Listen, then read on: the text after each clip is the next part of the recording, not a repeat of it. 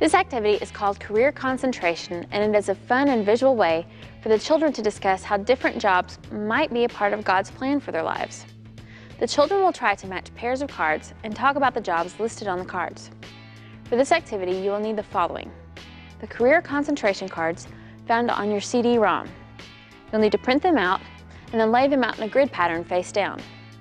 To open this activity, you might say something like, "None of you know exactly what God has planned for your lives yet, but if we are obedient to Him, we will one day experience the great things God has for us. God loves everyone, and He wants all kinds of people following Him and obeying His commands, no matter what their jobs are or where they live.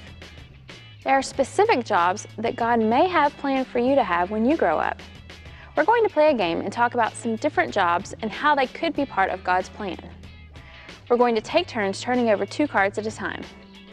You're trying to turn cards over that match. Have the first child turn over 2 cards. If they don't match, simply have them turn the cards back over and go on to the next child. As soon as the child turns over 2 matching cards, like this, you'll set the cards aside and go on to the next child. Once all the matching pairs have been found, go back through the pairs and talk about the different careers. For instance, what is the job on this card? That's right, it's an inventor. How could an inventor be a part of God's plan? Yes, an inventor could invent something to help people or something that saves people's lives. What about this one? A construction worker. What could a construction worker do? Very good. They could build a church or maybe a house that could keep people safe and warm.